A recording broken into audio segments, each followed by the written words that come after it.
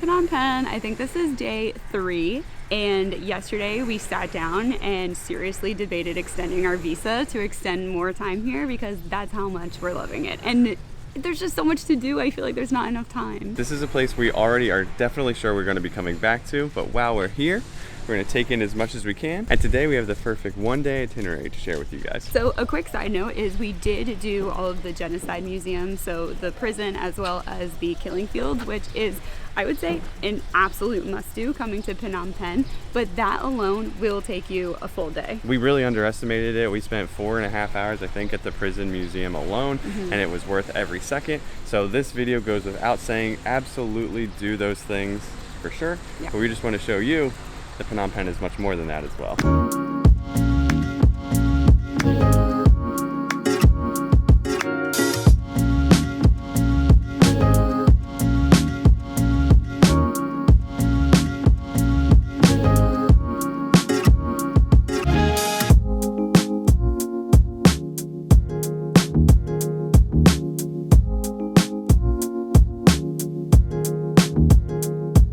Good to be in the shade. Whew. It's not yet even 9 o'clock. It is so hot, and this is as good as it gets. The sun's like barely even out, and it is, what month are we in? January. There's a jacket time here. So a few tips when you're coming to the Royal Palace. First being that you should just cover from shoulders all the way to knees to be safe. I had bought this here specifically to wear to this type of situation, and I haven't had any issues until I got here. So either they are definitely a little bit more strict, or maybe people weren't being as strict.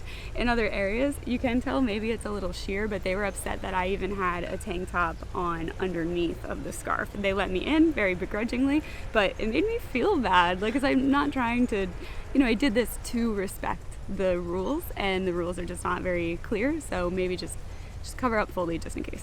It is something to know, and if you do know, please let us know down in the comments. Yes. What is up with the scarf? We really tried here. So. I know, I really thought that was good. Because it was real begrudging. Yeah, he was not happy. And not for nothing though, like now that more people are filtering in, I am definitely seeing men with their knees out, and I saw a few women with like skirts, and then from their mid-thigh to their knee it's a sheer skirt. So I don't really know if maybe there's different rules for the knees. They also tell you your knees should be covered, but maybe they were begrudgingly letting all those people in too. But I felt a little bit in better company after seeing some of the other people coming in and what they were wearing. And on that note, we're starting to see more people because we were the first people in today as soon as it opened. And that is a second recommendation that we do have for you here, is to get in as early as possible because it's just been 45 minutes. This place is packed now. So the last tip that we have for the Royal Palace is that it's not just the Royal Palace. This is actually the Silver Pagoda as well. They're on the same grounds and they're a part of the same entry ticket.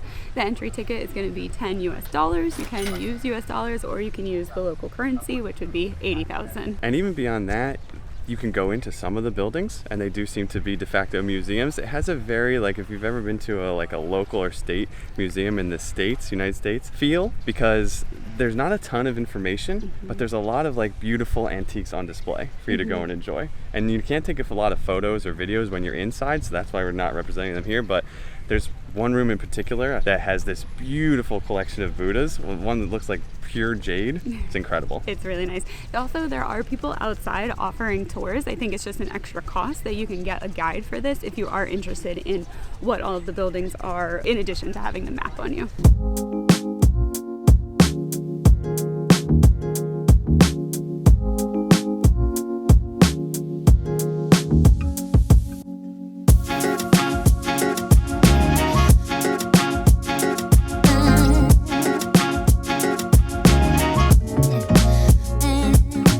Okay, with the Royal Palace in the rear view, we've now walked along the riverside here.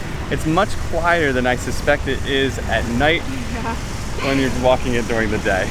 Stay tuned because we will be back here later for the night market, so we'll see how much it changes from day to night. But something that we have noticed is that Cambodia is definitely trying to do a lot to improve life And it's just something that we haven't seen kind of this emphasis on communities in the other countries we've been to. So for example, we're seeing signs that say this whole outdoor area is no smoking on Saturday and Sunday nights, kind of the prime time when people would be out and having dinner and drinking, and they're like, for a better future, we're really interested in that. It's so exciting that they would do that in the face of like what it seems to be pretty extreme partying. Yeah. And there are lots of signs that say no littering and lots of trash cans available, or if you do have some trash, to throw it out. I'm looking at Korea here, which I understand, very, very, very, very clean country. But come on, put some trash cans out. It's just nice to see a country that is doing something to try and improve the communities. I would say overall, I mean, you might see online that people say Cambodia is dirty or it's dingy. That actually hasn't been our experience. I think if you've been to countries in Southeast Asia, it's kind of along the line of exactly what you're expecting, and I would say it's actually not much dirtier than New York City or something like that. Yeah, in certain areas, incredibly surprisingly clean and nice. You do maybe see it a little bit more because you have the river here with the riverbanks, and so you can see the accumulation of plastic and trash like that in ways that you just can't see it in other communities. So it's just nice to see that there are certain places that are doing things to try and help avoid, worsening the situation.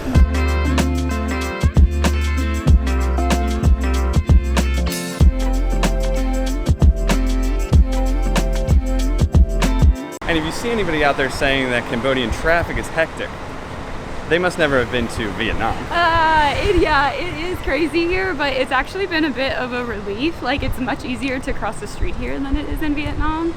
But maybe because there's more cars, people are saying that it's a little bit more hectic. Yeah, okay, so that's fair. You're gonna be walking directly in the street a lot in Cambodia. That's fair. So that's something to get used to. But Not yeah, a lot of sidewalk culture. No, but crossing, yeah, good luck in Hanoi.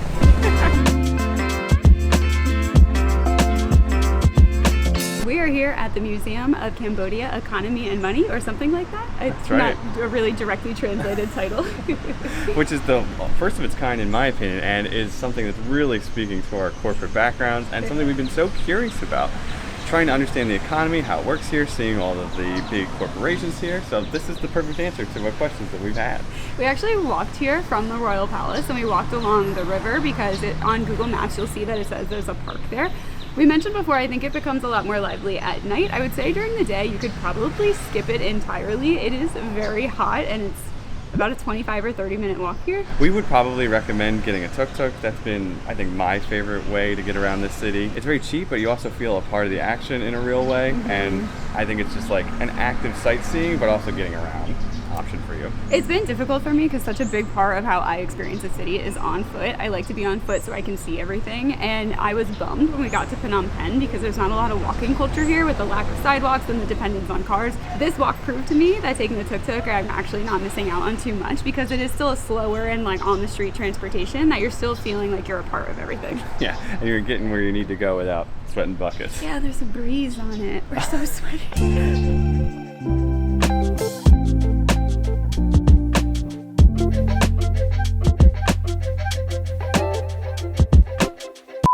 A very important part of the Phnom Penh experience apparently is a 3-hour nap in the middle of the day.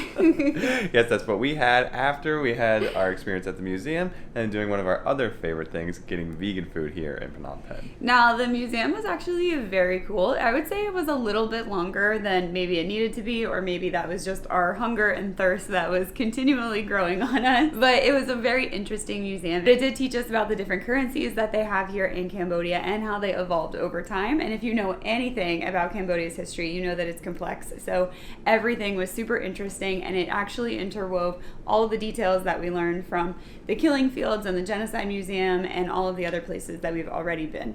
It was a really interesting lens into Cambodia and more broadly the world. I learned a lot about world history and how money works, which has been taken for granted in my life, I guess, every day up until now. So it was very interesting, actually. And you might be like, why would you even go to a money museum? Who cares about the money? So in Cambodia, there's a very interesting practice around how they use money. So they do have their own currency here, the riel, R-I-E-L. For every 4,000 riel, that is equal to $1 US. And for some reason, they also use the US dollar here like very regularly, and they prefer the US dollar. So we thought it was super interesting to go to the currency museum and kind of understand how the real lost so much value in comparison to the dollar and why people still use dollars here. So highly recommend, especially for corporate economics nerds like us. And then again, we went and got some vegan food. The Cambodian food has been very, very interesting. I would hazard to say one of the most unique brands of fooding. What? One of the most unique types of food that I think I've had yet in my whole life. It's a mix of like spicy Indian flavors with the freshness of Indochina flavors. Think like Vietnam and places like that. You're right. It just has a unique flavor. Everything tastes super unique here. It's been really exciting to try. Every time I have a dish, I feel like I've never had anything like it before. And they have their own local Khmer food, which we've been trying whenever we can at a restaurant, and of course the vegan version of it, but it's just again a new flavor that we don't have in our profile. Ginger tofu? Really good. I'm recommending that right here, right Yeah. now. Before we head out into the night of Phnom Penh, we're gonna hit the gym Get a little workout in. because we need to get the blood flowing. We need to wake up. We need to wake up. It's so tired, and guys, it's so. See?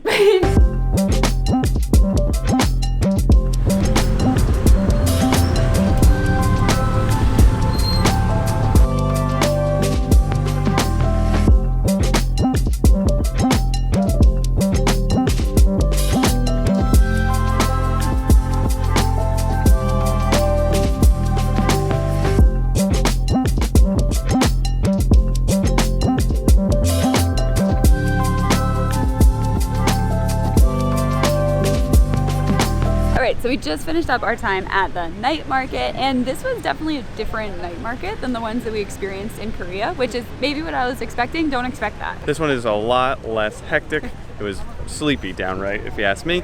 But we bought something again because Cambodian shopping has been our favorite. We've all bought stuff, each of us. I know. So we've been to the malls around Cambodia, and they were really nice, and we were like, wow, there's so much fashion here. And then we learned today that there's a really big textile industry, and it's a big export in Cambodia. So when we got to the night market, we were not surprised to see that most of the goods are actually textiles. So shirts, pants, bras like I bought.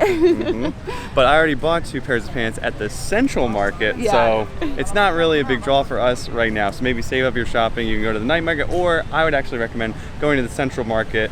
I think that one's a little bit more glitzy because it's in this gigantic dome building. So that's like really fun. I also wonder if a part of the liveliness is because it's not even 7 o'clock yet. We are kind of more early birds when it comes to nightlife, but we also have one more thing on the agenda for tonight, and that's why we came to the night market first. So maybe it gets more lively, but we are going to go see a different part of city life.